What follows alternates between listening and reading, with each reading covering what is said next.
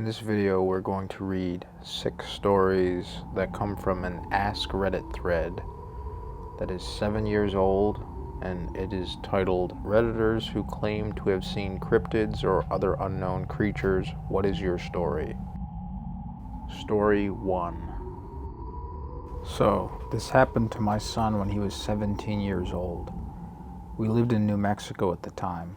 My son, Cody, was riding along with his friends Drew and Alex. They were in Drew's truck and Drew was driving. It was night and they were heading to Drew's house. Drew lived out in the country, so the road they were on was isolated and surrounded by desert. In fact, that whole area is flat and mostly dirt. As they're driving along, they see a man standing in the middle of the road. Drew slows down and they all expect the guy to move off to the side. The guy doesn't move, he just stands there. Drew slows to a stop. The guy is standing just outside the light from the headlights. He's wearing jeans and some sort of long-sleeved shirt. They couldn't make out the features of the guy's face, but they could tell he was facing them. Nobody moves for a few seconds. The kids start to talk about going around him, but aren't sure if they should pass by this guy or turn around and go another way. Suddenly, the guy drops to all fours and starts running towards the truck. All the kids start screaming. Drew slams the truck into reverse and floors it. Now they're going backwards on this dark country road, and this guy is chasing them on all fours, and he's keeping up with the truck. Drew goes faster, and finally the guy drops out of sight. Drew turns the truck around, and they all came back to our house. I was in the living room when they came running in, slammed and locked the door, and went tearing up the stairs to Cody's room. I went up to see what was going on, and this is when they told me the story. I've never seen them so pale and frightened. They were completely freaked out. This happened on a Friday night around 8 p.m. These were kids that normally would rather be anywhere except home on a weekend. That weekend they stayed at our place the whole time. They didn't go out at all, and they only left because they had school on Monday. It took a month before they wanted to go out again at night. They would go anywhere during the day, but at night they usually gathered at our house. After a little research, they all agreed that it was a skinwalker. Even to this day, if I bring up that night, Cody and his friends will get really quiet and look scared. It took a long time for them to get past it, and they still think that talking about it will make him come back. Story 2. Just for a better understanding of my surroundings, I'm from Kentucky. Lots of wooded area and people love their guns, including me. I used to not believe that there was unknown stuff in the woods. I thought maybe Bigfoot, maybe. Could be real, but I severely doubted it. After this happened, I know there is something unknown out there. I had just bought my first AR-15 style rifle, Ruger AR-556 for anyone who cares, and bought a 60-round drum magazine for it at Gander Mountain while they were going out of business because why the fuck not? Reading up on the drum, I read they were amazing and rarely had any issues at all. This will be important later. A few days after I got it, I finally decided to take it out for a test drive and sight in my gun a little better. Here's where everything went to shit. As I said above, Kentucky is super wooded. 3/4 of the land I lived on was just thick woods. There was a main path for driving our gator and a few small paths our cows had made in the woods. I decided to walk along our creek that had a small path half cleared out by our cows. At the end of the path is a big field our cows graze in and where I sight in guns when the cows aren't there. As soon as I crossed the fence to go to the field, I instantly felt like I was being watched closely. I brushed it off because I've walked back there 1,000 times before and never been bothered by anything. So I keep walking and ignore the feeling of being watched, but at the same time, I'm aware of the feeling. I know I feel like I'm being watched, but I wasn't giving it any noticeable attention. The walk to the field along the creek is a very short walk, maybe 2 minutes at a slow pace. The further I walked, the more intense the feeling got, like I was getting closer to whatever was watching me. About halfway there, the feeling got so intense I couldn't ignore it anymore. The drum magazine I had with me was unloaded, so I stopped and started loading it. I only brought 20 rounds with me because I was just going to sight in my gun, and 20 should have been plenty. So now I'm stopped paying extremely close attention to what's going on around me and loading my magazine. The exact moment I started putting rounds in the drum, I smelled something dead, like it had been dead for a while and rotting in the sun. I started looking around, and right behind me was what was left of a possum. It was torn to pieces. It was almost like it was placed there for me to find. The only thing was it looked like it had been dead maybe a day at most, and what I was smelling seemed like it was far more decomposed. This obviously didn't set well with me, so I double-timed it on the magazine loading. I guess I should have taken the dead possum as a last chance to turn around. I decided to keep going. I had never had any problems back there before, so I assumed my brain was just being paranoid. I was almost to the field when I saw it. I was at the end of the creek, and the feeling of being watched was unbearable. Just as I was near the end of the creek and the edge of the woods, I heard a splash in the water. Me, being on edge, immediately turned towards the noise, gun ready but no round in the chamber. Walking down the creek away from me was something I will never forget. At least 8 feet tall, probably taller, very skinny. Imagine a grown man that weighs 120 pounds. Now stretch him out to be 8 feet tall, but his body width stays the same. Very long arms, and it walked on 2 legs. Skin stretched tightly across its body. It made no noise, aside from the splash when it stepped in the creek while it walked. It also had a very weird walk, almost like a waddle, but taking large steps. But that could have been because it was on a muddy creek bank.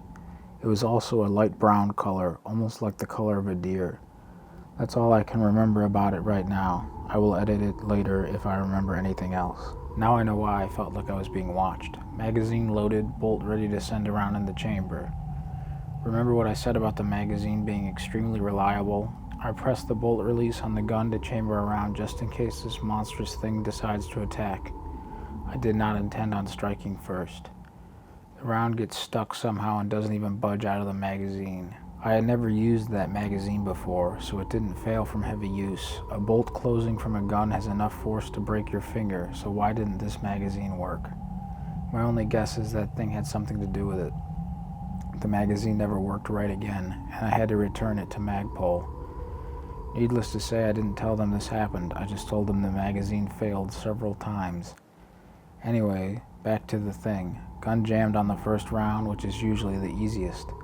The thing books it out of there without running or making a noise. I had just long enough exposure to it to get the details I provided about it.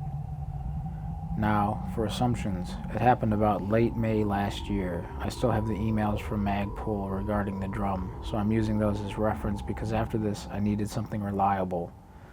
As for what the creature was, me and my friend who knows more about this stuff than I do have decided that it could have been a fucking Wendigo.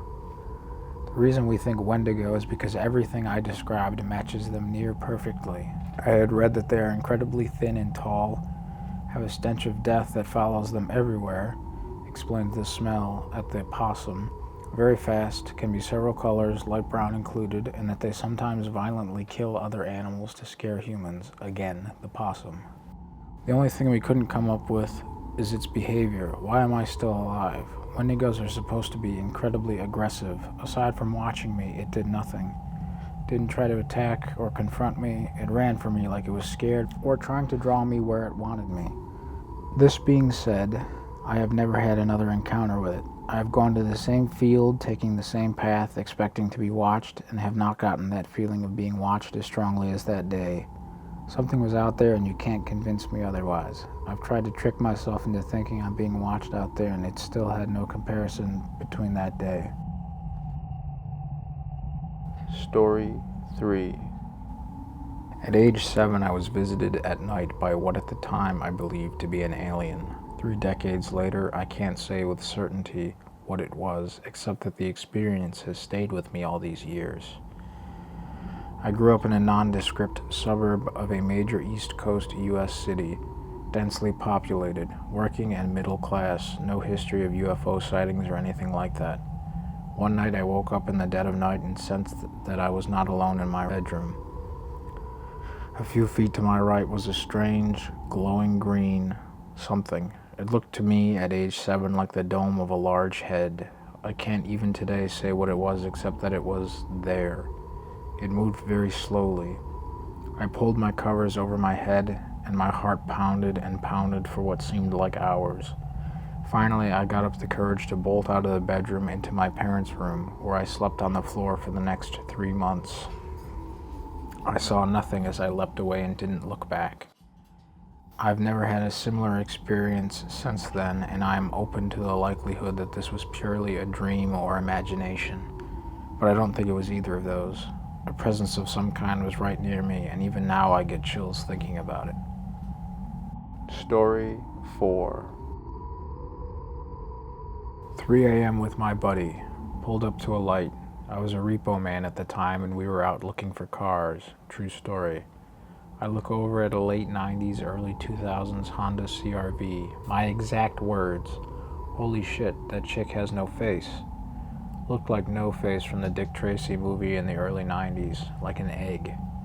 She, creepiest part is I knew it was female, no idea how I knew, made a left and we went straight. That was it.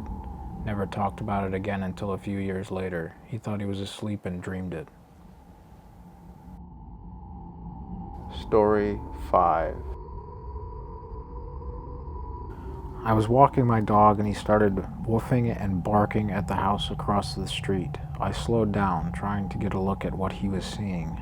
There was this white, grayish, boomerang-shaped thing flapping its wings really slowly like a manta ray in the water, but it was moving way too fast, circling our neighbor's house. It zoomed around the house, disappearing into the backyard, and going back around the front maybe 5 times as I stood, staring at whatever it was. It was nighttime, but there was enough light to see that it didn't have any definable features. It was just an amorphous, boomerang-shaped thing, and it was flying with one wing pointed towards the ground and one towards the sky, vertically. People say it was an owl or a bat or another type of bird, but it didn't have feathers or defined edges or eyes or a head or anything animalistic. It was just a diffuse, oblong, unnatural shape less than 100 feet away from me, moving way too fast for how slow its wings were flapping. And then it disappeared behind the house. To this day, I'm not sure what I saw, or if I even truly saw it. The prospect of it being a vivid hallucination is almost as scary, but my dog saw it too. I swear on my mother's grave, I saw something that night. Story 6. Not so much creepy and not so much my childhood, but when I was a young teen, I was sitting on the floor in my mom's bedroom, playing Animal Crossing when it got dark out. I didn't have a light on because I was in there for several daylight hours, so when it got dark, I only had the hallway light. I remember looking out the window to my left because I saw some movement, and seeing nothing, just a tree branch next to my porch slightly shaking. I brushed it off. But then I remembered we didn't have any trees in our backyard. It was about a half-mile of old farmland. I stared at the branch, trying to figure out where it was coming from, and my eyes trailed it until it came to an end against a white oval-like surface. I was squinting to see what it was when it moved. It turned, looked at me, and then slowly lumbered off. I figured I had seen a deer with some kind of color mutation, and that's why my eyes just messed with me, because I didn't have my glasses on. We normally had a herd or two of deer that grazed in the backyard. It wasn't until later I realized that none of the herds showed up during the time I saw whatever it was. None of the deer had a color mutation either, at least the regulars didn't. I ignored it for a few days, but then about a week later, I was sleeping when I woke up in the middle of the night. I don't know what woke me up, but I have a large window next to my bed that I leave the blinds up on because my dog was looking out. I looked at my dog, and he's on alert, looking out the window. I grabbed my glasses and looked where he was fixated on and saw the thing again. I got a better look at it this time, but it had fur so black that its body wasn't really visible, only having the light of the moon garage light off to the side. I figured I was dreaming or something, but as it moved across my yard back towards the empty field, my dog's head tracked it. My dog was shivering slightly, and normally he barks at the smallest things, but it seemed like he was trying to be quiet. I grabbed my sketchbook that was on the dresser next to my bed and quickly drew what I saw. I never felt scared of whatever it was, just kind of peaceful, in a way. It seemed like it was just patrolling the area, and I happened to catch it on its nightly rounds. Here's the drawing for those interested. First image is the one I drew during the night when I saw it. Second image is my interpretation of it a few days later, going off of the patrolling theme. Thanks for watching. Have a good one.